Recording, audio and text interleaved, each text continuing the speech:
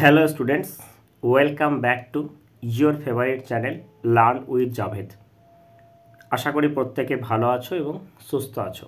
দেখো, আমরা আগের দিনের ক্লাসে আমরা ইউনিট পড়েছি এবং ইউনিটের টাইপস পড়েছি, ইউনিটের মেজারমেন্ট বা ইউনিটের মেথড কীভাবে আছে সেগুলো আমরা পড়েছি। এগুলো নিয়ে আমরা পার্ট 1-এর যে ক্লাস হয়েছে সেখানে আমরা ডিসকাস করেছি। আজকের ক্লাসে আমরা ডাইমেনশন এবং মেজারমেন্ট এই জিনিস নিয়ে আমরা পড়ব। তো প্রথমেই আমরা আজকে যে টপিকটা নিয়ে আলোচনা করব সেটা হচ্ছে ডাইমেনশন, যেটাকে আমরা বলছি মাত্রা। এখন এটা কমপ্লিটলি বাই ল্যাঙ্গুয়েজ ক্লাস হবে, যেখানে কিন্তু তোমরা এরকম শর্ট নোটস পেয়ে যাবে ইংলিশ এবং বাংলাতে। দেখো, দুটোভাবেই রয়েছে। ক্লাসটাকে অবশ্যই প্রথম থেকে শেষ পর্যন্ত দেখো। তোমাদের খুব বেশি টাইম আমি ওয়েস্ট করব না, মাত্র 15 মিনিটের মধ্যে তোমরা এই যে পার্টটা আছে এই পার্টটা তোমরা কমপ্লিটলি বুঝতে পারবে। তো চলো বেশি দেরি না করে আমরা ক্লাসটা শুরু করি। তো প্রথমেই আমরা দেখো যে ডাইমেনশন জিনিসটা কি, অর্থাৎ মাত্রা জিনিসটা কি। আমরা আগের দিনে ক্লাসে পড়েছি যে প্রাইমারি কোয়ান্টিটি টোটাল আছে কটা? 7টা। সেই 7টার মধ্যে আমরা 3টে মেন প্রাইমারি কোয়ান্টিটি আছে, যেমন হচ্ছে মাস, লেন্থ আর হচ্ছে টাইম। এখন মাসকে আমরা ক্যাপিটাল এম, লেন্থকে ক্যাপিটাল এল এবং টাইমকে ক্যাপিটাল টি দিয়ে আমরা এক্সপ্রেস করছি। এখানে লেখা আছে দেখো, any quantity that can be expressed by M L T is called dimension. যে কোনো কোয়ান্টিটিকে আমরা যদি এম, এল এবং টি এই 3টে জিনিস দিয়ে যদি আমরা এক্সপ্রেস করতে পারি, তাহলে সেটাকে আমরা কি বলবো? সেটাকে আমরা বলবো ডাইমেনশন, বা যেটাকে আমরা বাংলাতে কি বলে থাকি? বাংলাতে আমরা বলে থাকি যেটাকে আমরা মাত্রা বলছি। ঠিক আছে? তো দেখো, যে সমস্ত কোয়ান্টিটির ইউনিট আছে তাদের প্রত্যেকেরই কি থাকবে? ডাইমেনশন থাকবে। অর্থাৎ ইউনিট আছে মানে কিন্তু ডাইমেনশন থাকবে। এক্সেপ্ট কি আছে সেটা আমরা আগের দিনে ক্লাসেই বলেছিলাম, সেটা হচ্ছে অ্যাঙ্গেল, আর একটা হচ্ছে কি, আর একটা হচ্ছে সলিড অ্যাঙ্গেল, যেগুলোকে আমরা কমপ্লিমেন্টারি কোয়ান্টিটি বা কমপ্লিমেন্টারি ইউনিট আমরা এখানে বলেছিলাম। সাপ্লিমেন্টারি ইউনিট বা সাপ্লিমেন্টারি কোয়ান্টিটি আমরা বলেছিলাম। ঠিক আছে? আগের দিনে ক্লাসে আমরা এটা পড়েছি যে অ্যাঙ্গেলের ইউনিট হচ্ছে রেডিয়ান আর সলিড অ্যাঙ্গেল হচ্ছে স্টেরেডিয়ান। এই দুটো ছাড়া বাকি সমস্ত কোয়ান্টিটি যাদের ইউনিট আছে তাদের প্রত্যেকেরই ডাইমেনশন আছে। এখন একমাত্র ডাইমেনশন কাদের থাকে না? না, যারা হচ্ছে রেশিও হয়। তাহলে রেশিওর ক্ষেত্রে আমরা দেখব কি তার কোনো ইউনিটও থাকে না এবং তার কোনো ডাইমেনশনও থাকে না, এই দুটো এক্সেপ্ট ছাড়া। ওকে, তো চল আমরা এরপরে দেখে নেব যে এই যে এম এল টি, এটার সাহায্যে আমরা কিভাবে ডাইমেনশনকে পরিমাপ করব। ঠিক আছে? তো চল, তো প্রথমে আমি তোমাদেরকে দেখাচ্ছি, সেটা হচ্ছে ভেলোসিটি। ভেলোসিটি মানে কি? ভেলোসিটি মানে হচ্ছে ডিসপ্লেসমেন্ট আপন টাইম।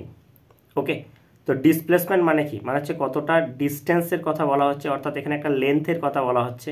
তাহলে লেন্থ মানে কি হবে? লেন্থ মানে হচ্ছে এল, এটাকে আমরা এল লিখব। আর টাইম মানে হচ্ছে টি, তাহলে আমাদের কি দাঁড়াচ্ছে? এল টি টু দি পাওয়ার -1।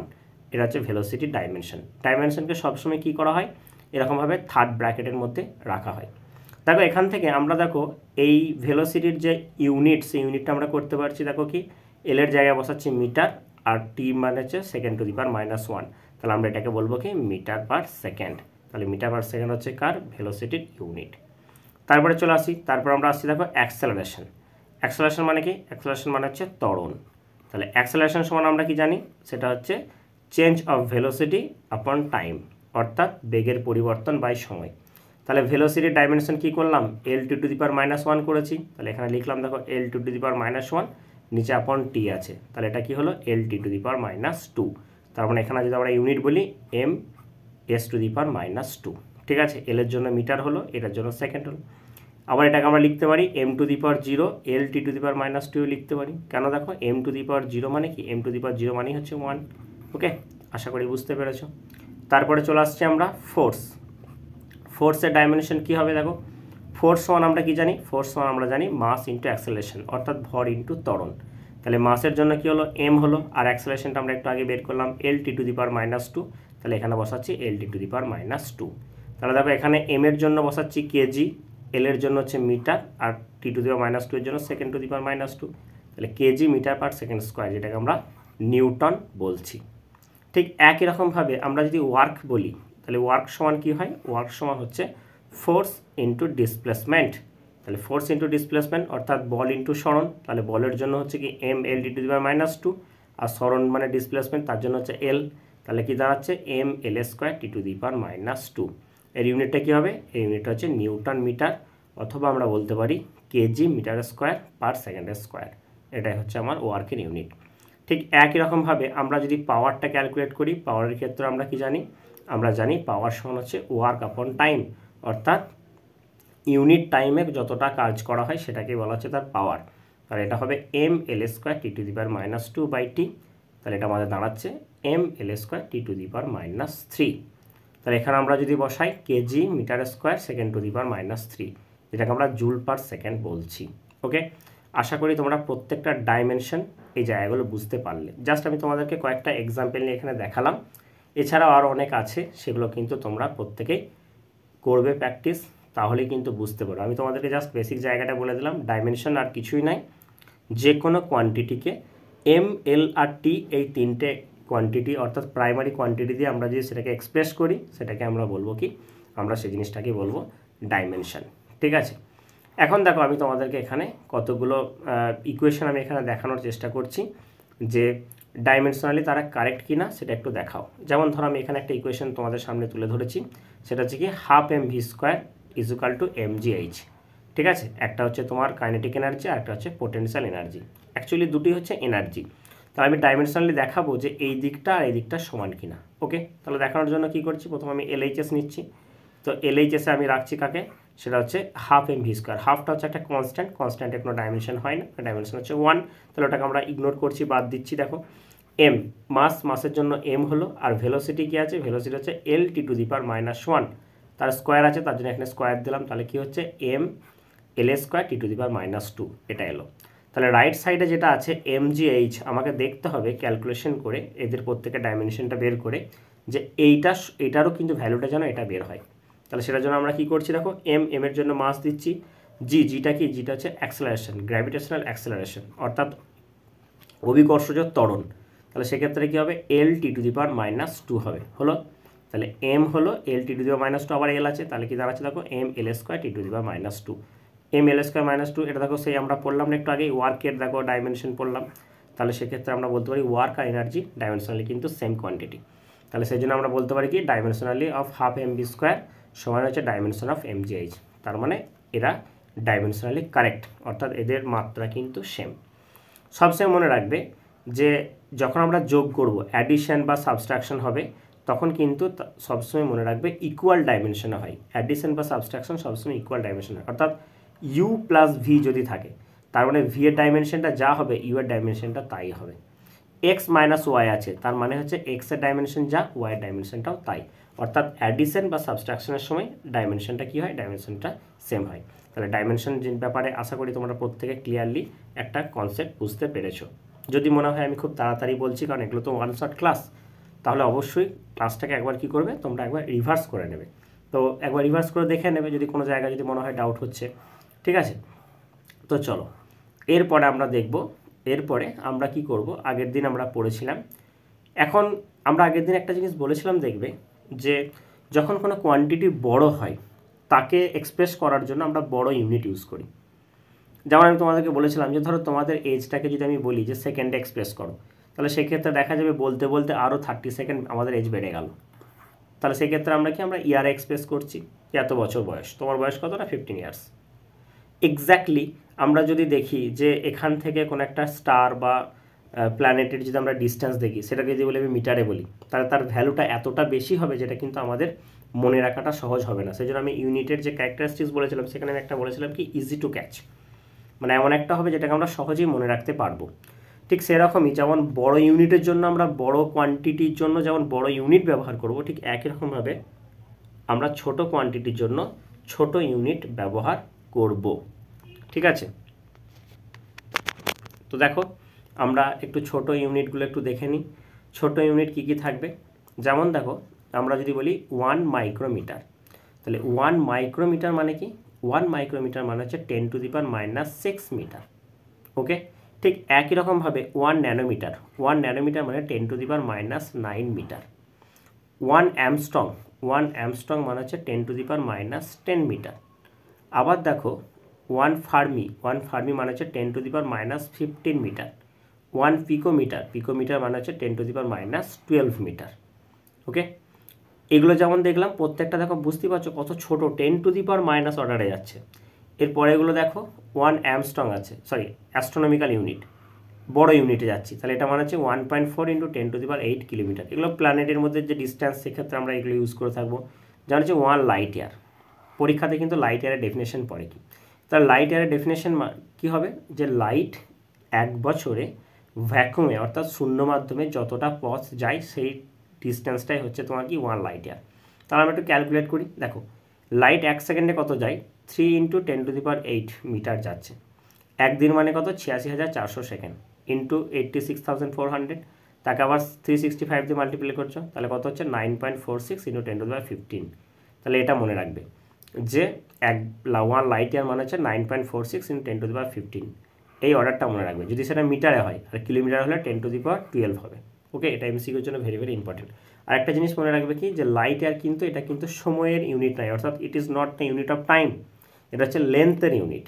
এই জিনিসটা কিন্তু খেয়াল রাখবে, এই পয়েন্টটা থেকে কিন্তু একটা এমসিকিউ কোশ্চেন পড়ে। তারপরে চলে আসছি পারসেক। 1 পারসেক মানে হচ্ছে 3.26 লাইট ইয়ার। তাহলে অ্যাস্ট্রোনমিক্যাল ইউনিট, লাইট ইয়ার এবং হচ্ছে পারসেক, এই তিনটের মধ্যে সব থেকে বড় হচ্ছে পারসেক। 1 পারসেক সমান হচ্ছে 3.26 লাইট ইয়ার। ওকে, আশা করি এই জায়গাটা প্রত্যেকে ক্লিয়ারলি বুঝতে পেরেছো। তো এখানে দেখো আমি তোমাদেরকে একটা কনভার্সন দেখাচ্ছি, কনভার্সনটা কি সেটা একটু জাস্ট ইজিলি একটু দেখে নাও, তাহলে বুঝতে পারবে। আমি এখানে যে কনভার্সনটা দেখাচ্ছি সেটা হচ্ছে কি, যে ন্যানোমিটার থেকে আমি অ্যামস্ট্রংয়ে যাচ্ছি। দেখো তো 1 ন্যানোমিটার মানে আমরা কি জানি, 10⁻⁹ মিটার। আমি যদি এটাকে অ্যামস্ট্রংয়ে নিয়ে যাই, তাহলে আমাকে কী করতে হবে, 10⁻⁻10 করতে হবে। তাহলে এখানে আমি কী করলাম, 10⁻⁻10 করলাম। তাহলে 10⁻⁹ আছে, তাহলে নিশ্চয়ই একটা +10 অ্যাড হবে, মানে +1 10-এর পাওয়ারটা। তাহলে 10 × 10⁻⁻10, তার মানে হচ্ছে 10 অ্যামস্ট্রং। তাহলে আমরা দেখতে পাচ্ছি 1 ন্যানোমিটার মানে হচ্ছে 10 অ্যামস্ট্রং। ঠিক একই রকমভাবে আমি যদি তোমাদেরকে মাইক্রোমিটার থেকে অ্যামস্ট্রংয়ে এক্সপ্রেস করতে বলি, ধরো, ওকে, এটাকে আমি একটু তোমাদেরকে দেখাই, তাহলে আরও জিনিসটা ক্লিয়ারলি বুঝতে পারবে। আমরা কি জানি 1 মাইক্রোমিটার এটা মানে হচ্ছে কত, 10⁻⁻6 মিটার। তাহলে আমি এক কাজ করি, আমি এটাকে 10⁻⁻10 করবো, তাহলে একটা 10⁻4 করে দেবো, তাহলে 10⁻4 এটা 10⁻⁻10 হয়ে গেল, এত মিটার আসছে। তাহলে আলটিমেটলি আসছে আমাদের 10⁻4 অ্যামস্ট্রং। ওকে, আশা করি এই জায়গাটা তোমরা প্রত্যেকে ক্লিয়ারলি বুঝতে পেরেছো। তাহলে কনভার্সনগুলো বোঝা যাচ্ছে নিশ্চয়ই, বেশ। এরপরে দেখো আমরা আসছি, এরপরে আমাদের কিন্তু ডাইমেনশনটা কমপ্লিট হয়ে গেল। এরপরে আমরা যে জায়গাটা এখানে তুলে ধরেছি সেটা হচ্ছে কি, যে আমরা মেজারমেন্ট করব কিভাবে। প্রথমত হচ্ছে দেখো, আমরা আমাদের যে টপিক আছে সেই টপিকে যা যা জিনিস আছে সেইগুলো নিয়ে আমরা এখানে আলোচনা করব। আমাদের ফার্স্ট এখানে রয়েছে যে মেজারমেন্ট অফ লেন্থ, আমরা কিভাবে লেন্থ পরিমাপ করব। ঠিক আছে, আমরা জানি মেজারমেন্ট লেন্থ কীভাবে পরিমাপ করা হয়, সেটা হচ্ছে তোমার আমাদের যে নর্মাল স্কেল আছে সেন্টিমিটার বা মিটার স্কেল, সেই মিটার স্কেলের সাহায্যে আমরা এখানে লেন্থ মেজারমেন্ট করব। এখন যেটা সেন্টিমিটার স্কেল থাকছে, এখানে আমরা দেখব যে প্রথমত হচ্ছে 1 সেন্টিমিটার থেকে 2 সেন্টিমিটারের মধ্যে আমরা জানি যে 9টা ডিভিশন থাকে।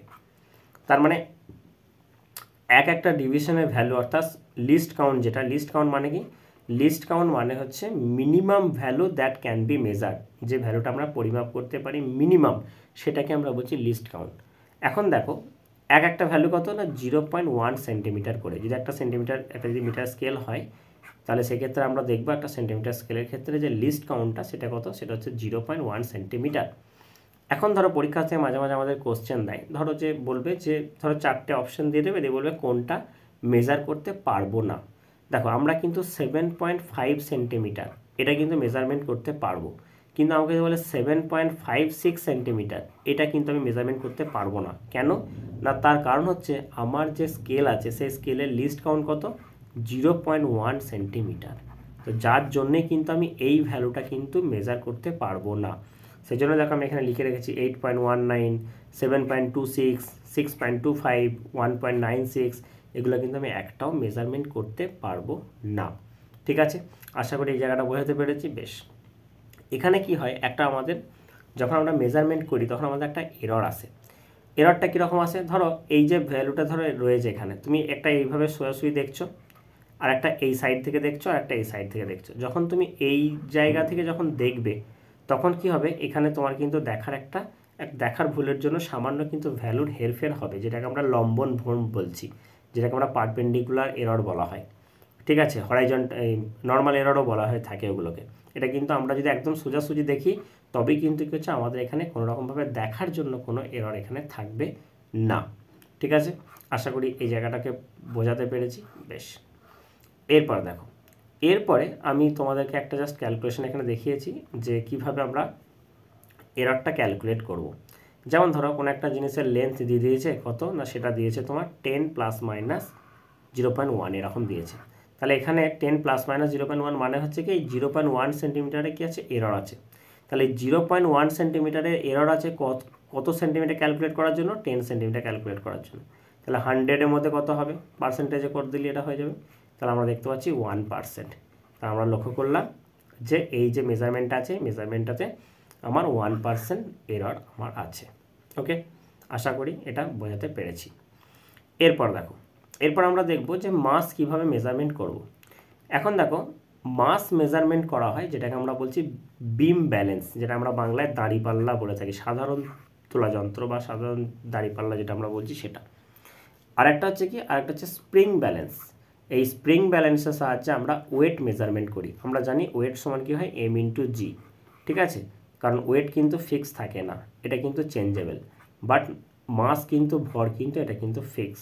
অর্থাৎ মাস মানে কি, তোমার মধ্যে যতটা পরিমাণ সাবস্টেন্স রয়েছে সেটা হচ্ছে তোমার মাস।